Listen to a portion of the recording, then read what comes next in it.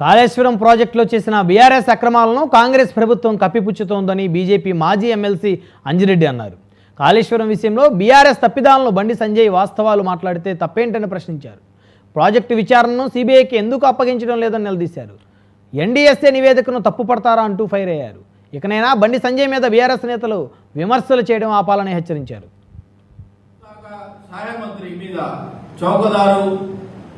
విమర్శలు చేస్తా ఉన్నారు. ఎందుకు చేస్తా ఉన్నారు? ఎందుకు ఉలిపడతా ఉన్నారు? మరి కాంగ్రెస్ బీఆర్ఎస్ ఒకటేనా? మరి వాళ్ళు చేసిన తప్పులు వీళ్ళు కప్పిపూస్తా ఉన్నారా?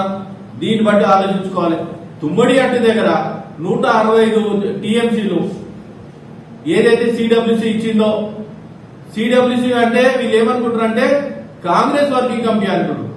అరే బాబు, ఇది కాంగ్రెస్ వర్కింగ్ కమిటీ కాదు, సెంట్రల్ వాటర్ కమిషన్ ఇచ్చిన రిపోర్ట్ ప్రకారంగా ఇది నిజం కాదా? ఈ నిజాన్ని మీరు ఆలోచిస్తలేరా? కేటీఆర్ ఇది బీఆర్ఎస్ కు సిడబ్ల్యూసీ ఏదైతే ఇచ్చిందో, సిడబ్ల్యూసీ ఇచ్చిన దానికన్నా మరి వీళ్ళే ఇంజనీరింగ్ సెంట్రల్ వాటర్ కమిషన్ ఏదైతే ఇచ్చిందో వాళ్ళకన్నా వీళ్ళే ఇంజనీరింగ్ గా మరి బీఆర్ఎస్ లో ఉన్నారు. దీనికి జవాబు చెప్పాలని అడుగుతా ఉన్నాను.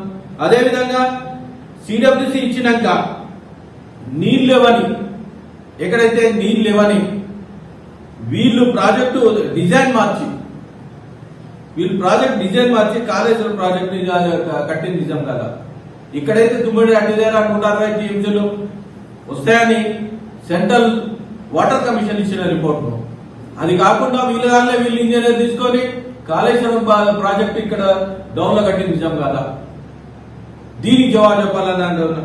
అదేవిధంగా నిర్లక్ష్యంలో, డిజైన్ల లోపంలో దీని మీద అనేక వైఫల్యాలు ప్రాజెక్టులో కూలిపోయింది నిజంగా. మరి కూలిపోయిన తర్వాత పార్లమెంట్ బిల్లు పెట్టమంటారు. ఏ విధంగా పార్లమెంట్ బిల్లు పెట్టాలి? అదేవిధంగా ఇప్పుడు ఏర్పాటైన స్వతంత్ర సంస్థ ఏది? ఎన్డీఎస్ఏ అంటే నేషనల్ డ్యామ్ సేఫ్ అథారిటీ.